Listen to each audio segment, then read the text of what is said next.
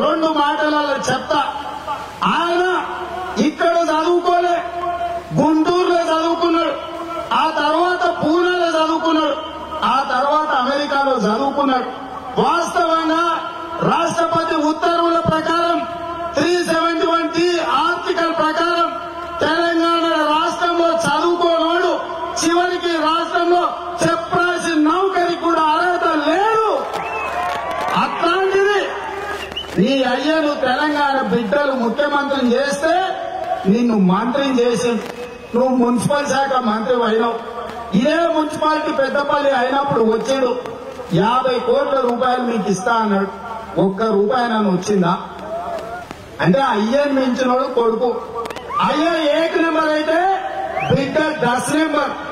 ఈ కేటుగాళ్ళు ఇద్దరు కేటీఆర్ కేసీఆర్ కలిపి చెప్పిన అబద్దాలు మళ్లీ చెప్పకుండా మళ్లీ అబద్దాలు చెప్పుకుంటూ ప్రజల్ని మభ్యపెడుతూ రైతాంగాన్ని మోసం చేస్తూ అమరవీర కుటుంబాలను దగా చేస్తూ నిరుద్యోగ యువతను బజార్లో తిప్పుతూ చదువుకుంటున్న విద్యార్థులను వాళ్లకు పరీక్షలు పెట్టకుండా పెట్టిన పరీక్షలన్నీ కూడా పేపర్ లీకులతో వాళ్ళ జీవితాలతో ఆడుకుంటూ మంత్రివర్గంలో ఒక్క మహిళ కూడా మంత్రి పదవి ఇవ్వకుండా తెలంగాణను దగా చేసి అనుభవం గల్లోడంటే కేసీఆర్ అంట, యువకుడు అంటే కేటీఆర్ అంట, లంబుగాడంటే హరీష్ అంట, ఆడబిడ్డ అంటే కవితమ్మ అంట, సిప్పల్ మోసుకోడు అంటే సంతోష్ అంట.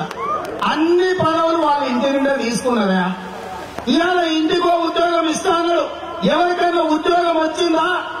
ఇవాళ వాళ్ళ ఇంటి నిండా ఉద్యోగాలు తీసుకున్నాడు. నిన్న మన సోషల్ మీడియాలో పెట్టిండ్రు, బుడ్డోడు ఏం చేసిండే చిట్టినాయుడు వాని కూడా ఏదో ఒకటి ఇవ్వండి అని చెప్పి. కేసీఆర్ మనవాడు ఉన్నాడు కదా చిట్టినాయుడు, వాడికి కూడా ఏదో పదవి, వయసు లేదు కాబట్టి ఇయ్యలే గాని వయసు ఉంటే చిట్టినాయుడు కూడా ఏదో ఒక పదవి ఇవ్వడానికి ఇవాళ కేసీఆర్ గారు ఇలాంటి పన్నాగాలు పన్ను. ఏంటండి వీడియో నచ్చిందా? అయితే ఓ లైక్ వేసుకోండి, లేదంటే ఓ కామెంట్ చేయండి. ఎప్పటికప్పుడు మా వీడియోస్ చూడాలంటే సబ్స్క్రైబ్ చేసుకోండి.